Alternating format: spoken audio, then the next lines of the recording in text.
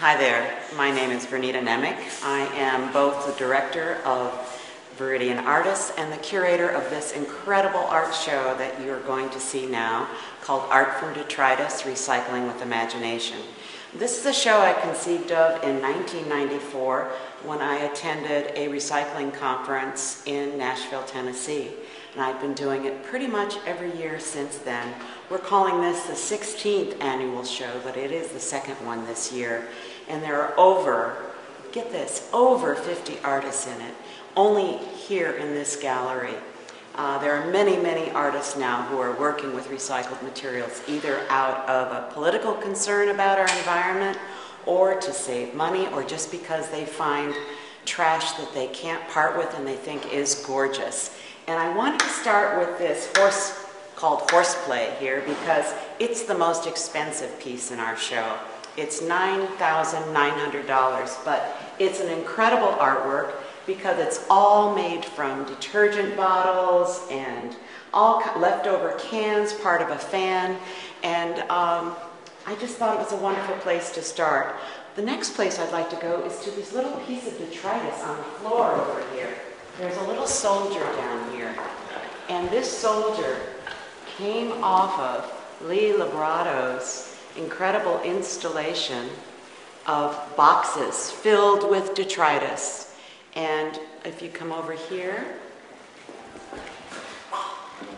am I moving too quickly? I'm sorry. Yeah.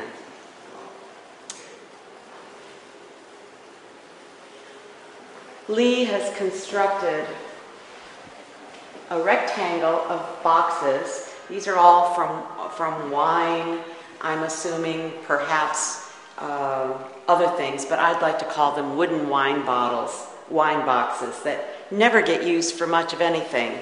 This is kind of reminiscent of the 60s when we used to make bookshelves of boxes.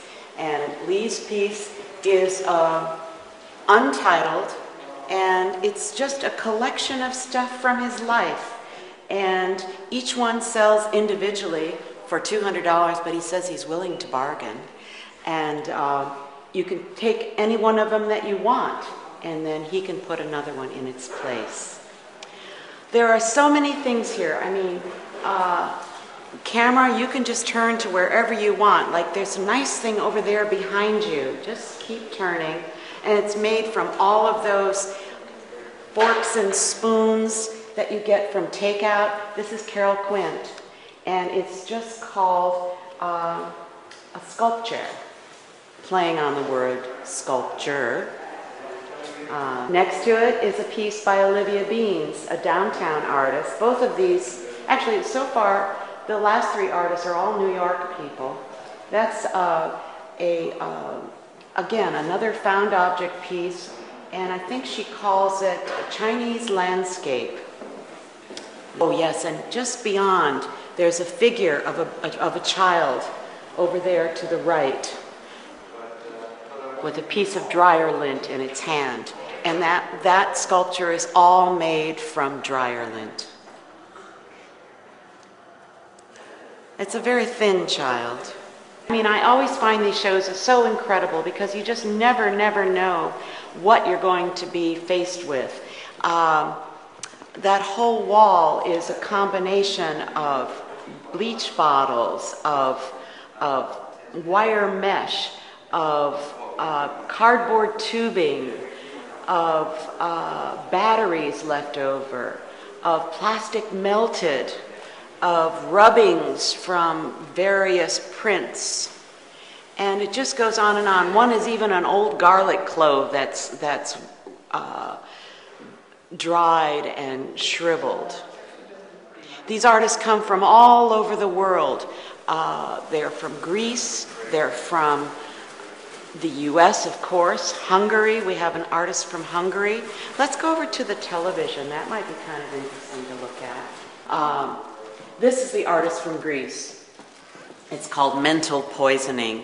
And he's taken an old television case. None of the electronics or tubes are in there anymore, and he's put in a Barbie doll and electric light and who knows what else. And below it is kind of a funny piece too, made from plastic bags, which is kind of the scourge of our universe. And they keep inflating and blowing and deflating and blowing.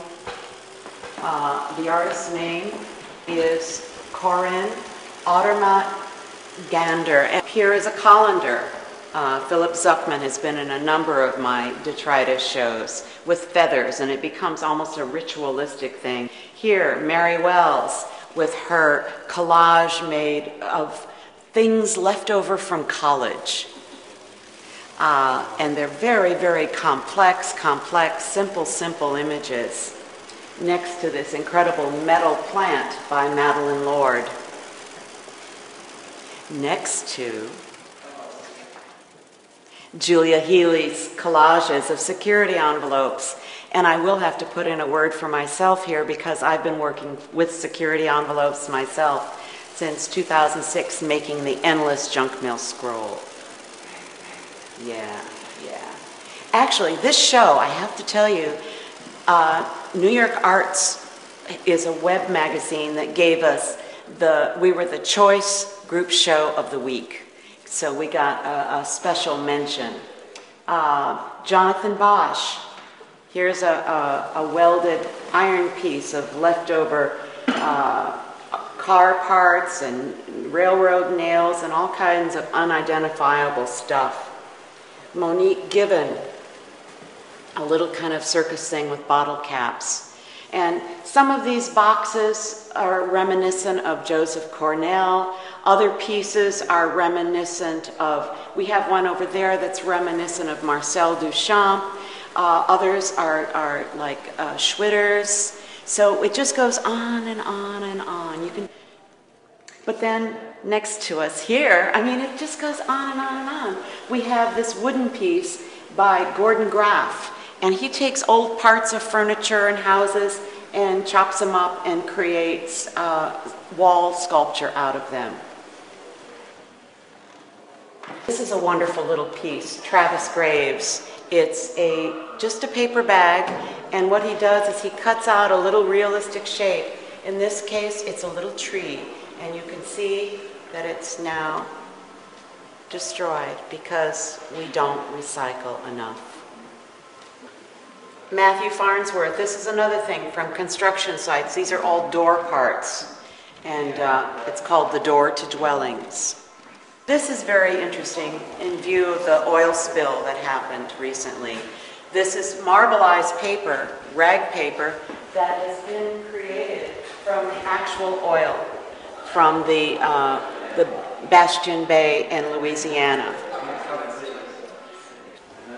There's kind of a historical element to many of these pieces. For instance, Susan Newmark works a lot with dress patterns and layers the tissue along with the drawing.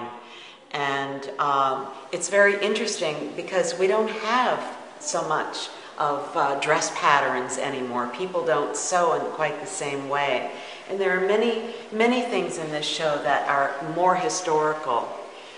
So it's another aspect, I think, of art from detritus, besides the politics of saving the environment. Renata Stein works often with, this is a combination of nature and manufactured detritus. There's tar paper, there's metal, there's a playing card, and this is called Watching a Leaf Drift By.